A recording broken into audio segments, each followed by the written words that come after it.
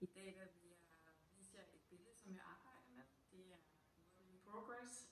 En lille sneak peek, hvor I ligesom kan se billedet inden det. Jeg arbejder rigtig meget med mixed media, som er en collage, og jeg bruger forskellige former for udklip, og jeg bruger papir til at skabe struktur på lærredet. Så bruger jeg spatler og alle mulige andre ting til at skabe de effekter, jeg gerne vil have på billedet. Det jeg arbejder nu, det er det, som I kan se her. Måske kan I ligesom fornemme det på billedet her, at der er masser af struktur inde bagved.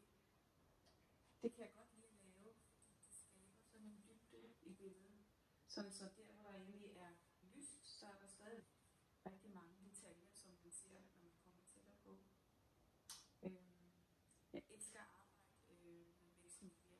Den her proces, hvor man bare kan gå et sted og putte en masse farve på og udklip på. Og det kan nogle gange kan være svært. Det er at arbejde med kompositionen til sidst, og også begrænse sig. Der kan godt blive ved i rigtig lang tid.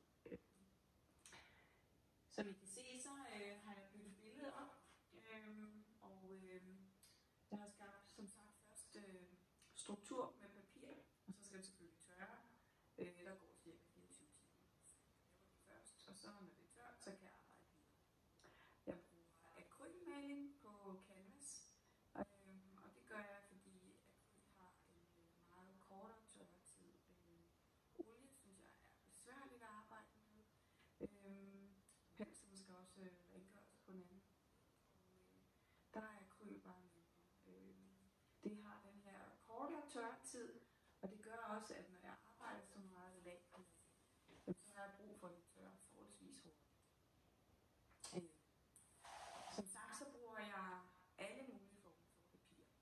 Det kan være gamle magasiner, alle mulige gamle billeder fra ferier, som jeg printer ud på printeren, og så river jeg det i stykker og bruger det til at lave nye billeder.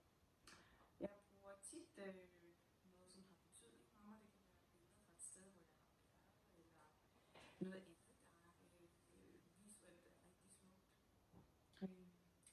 Men jeg bruger simpelthen ganske almindelige vævklipper eller vævlim til at putte collagen på. Og så bruger jeg forskellige former for tryk. Og en start. Jeg bruger faktisk meget sjældent pensler til den her type arbejde. Og måske lige til det grå, I kan se heroppe, og det der er klart, der bruger jeg pensler. Men til nogle af de her effekter, som kommer på mixed media, der bruger jeg simpelthen en starten. Jeg er lidt spændt på at se, hvordan det her det ender. Lige nu er jeg lidt sådan tilfreds med, at jeg skal have samlet det en lille smule, og givet det en lille smule mere ro. Så